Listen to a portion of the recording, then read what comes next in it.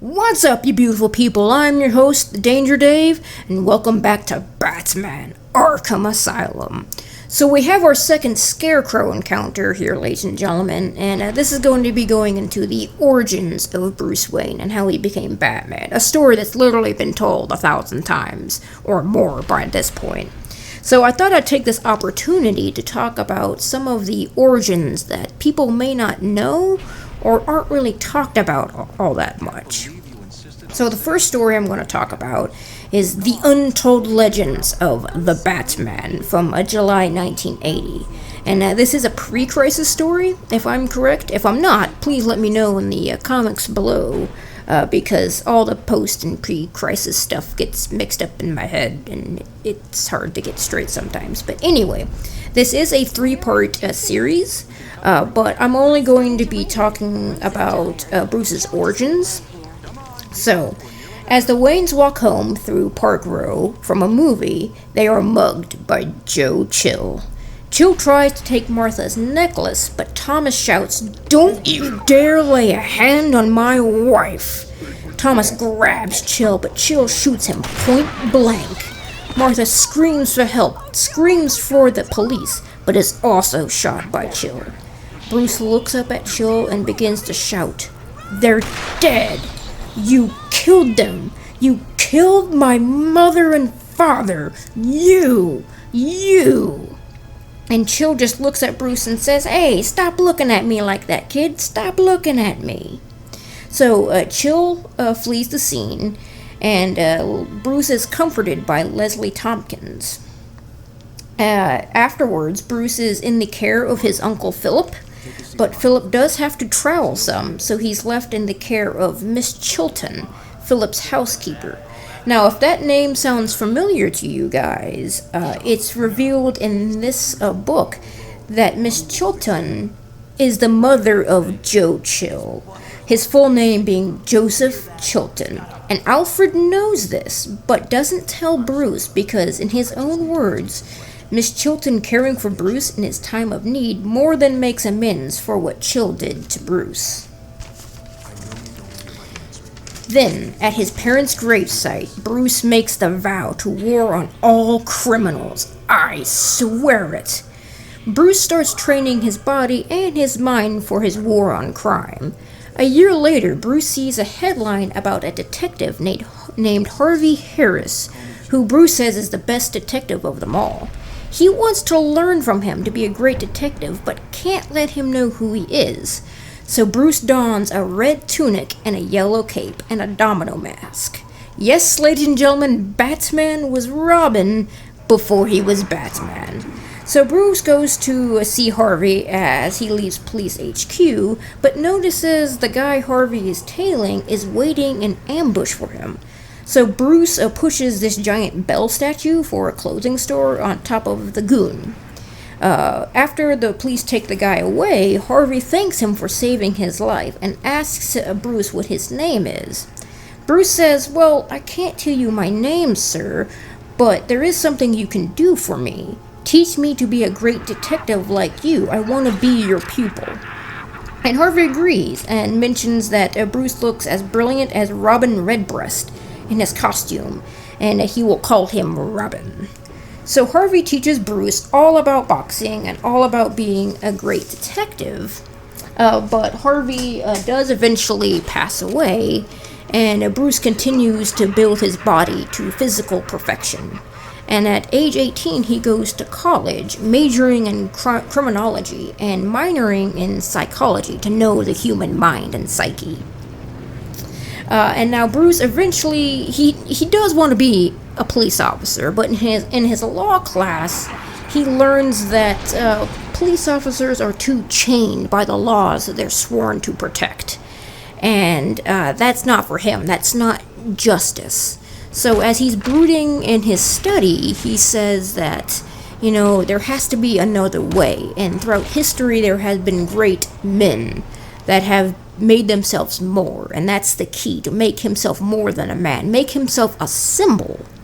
That he has to be a creature of the night, dark and scary, but he has to be And just then a bat flies into his study, and he says, "Aha! It's an omen. I shall become a bat." And that is how the Batsman is born. Now, if you ladies and gentlemen would like to read this story, they definitely have it on Amazon. I definitely looked it up. But there's also a YouTube video out there of all 3 parts, because the interesting thing about this story is that there were audio cassette tapes along with this book, fully voice acted, and music with it.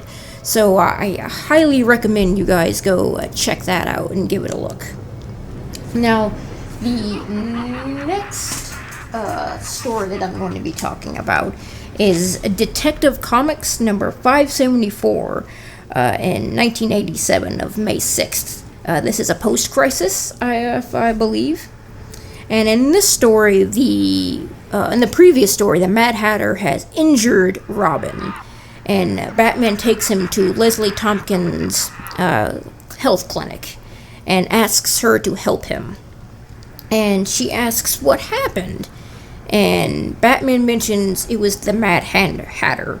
The wounds are .38 caliber, a minimum of 4 entry wounds and 3 exit wounds. Batman asks what he can do, and Leslie asks, "Do you pray?" Which Batman replies, "No."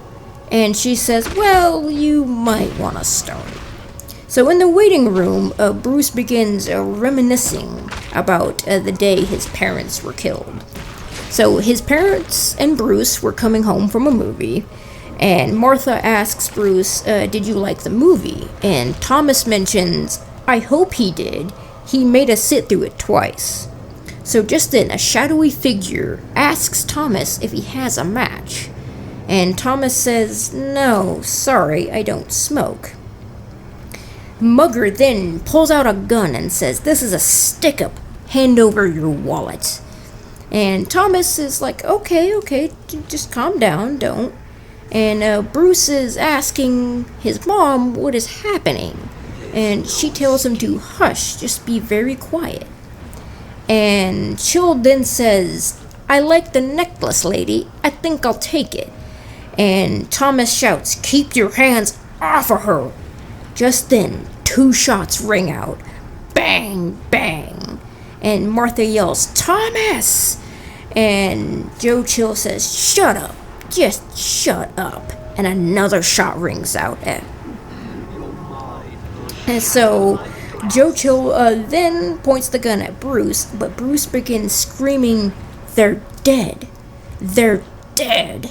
And Chill says, "Hey, stop looking at me." Just then, the police sirens echo through the alley, and Joe Chill says, "I have to get out of here." And Bruce continues to shout, "They're dead!" And he begins to pound on Joe Chill with his fists. "You did it! You!" And Chill just says, "Out of my way," and pistol whips Bruce.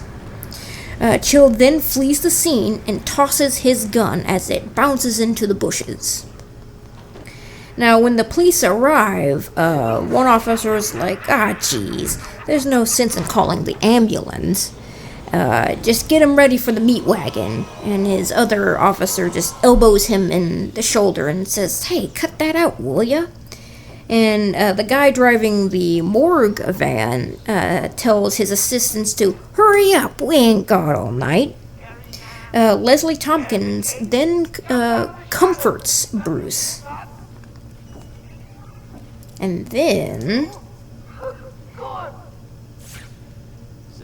after the funeral, as Bruce is staying with Leslie, he sneaks out of his room and heads back to the cemetery and kneels before his parents' grave, with tears rolling down his eyes and anger in his eyes. He makes the vow to spend the rest of his life warring on all criminals. Bruce then goes back to Crime Alley, where his parents were killed. He then reaches into the bush and pulls out the gun that Chill tossed away and keeps it, which this will lead later on into year 2. Leslie Tompkins does go on to be Bruce's foster mother, and she wants to try to help Bruce, but Bruce is being really distant, just wanting to read Sherlock Holmes books. Now, in school, Bruce is not the best student. As one instance, he beats up a bully for extorting people's lunch money at the school.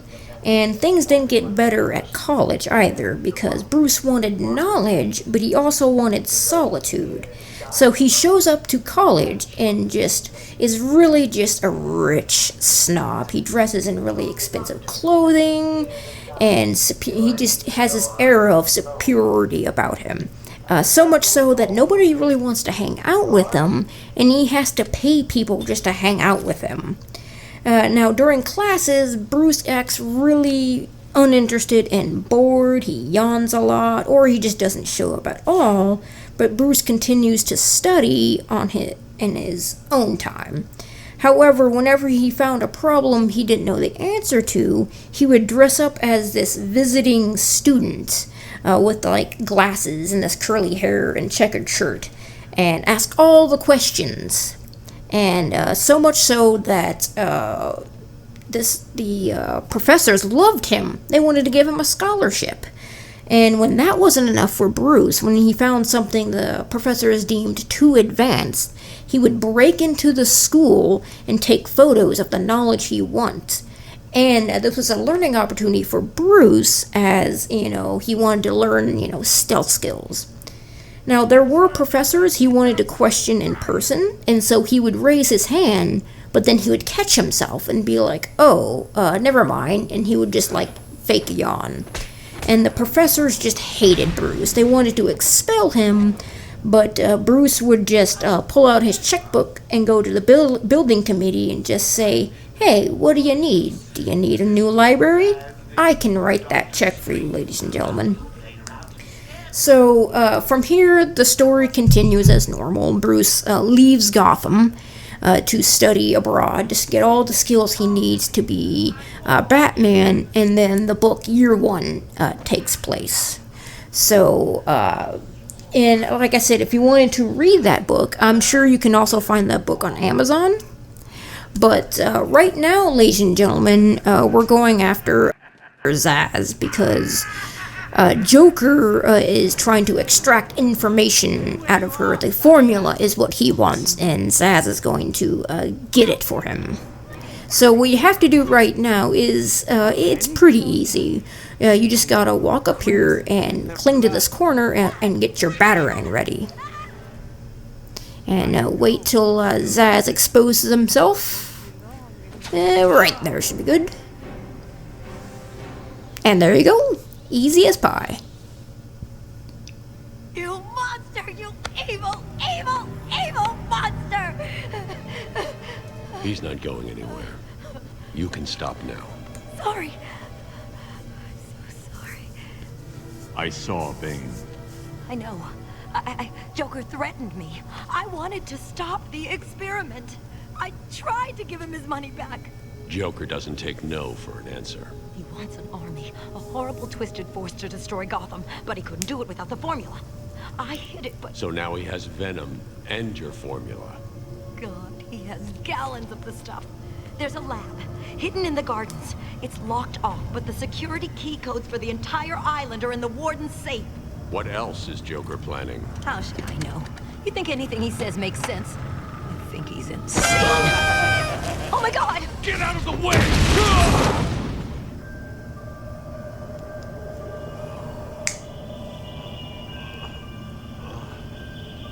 Poor Dr. Young. Still, you know how Mr. J hates a squealer. Talking about squealers. Somebody help me! That old loony actually thinks he runs this place. Talk about crazy. Well, bad places to go. Get him, boys. If he gets up, knock him down, but not too rough. Mr. J needs him at the party.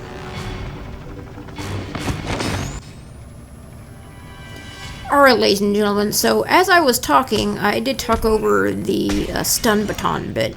And they're not really hard to deal with. You just have to vault over them and then punch them from behind, or you can use an instant takedown on them.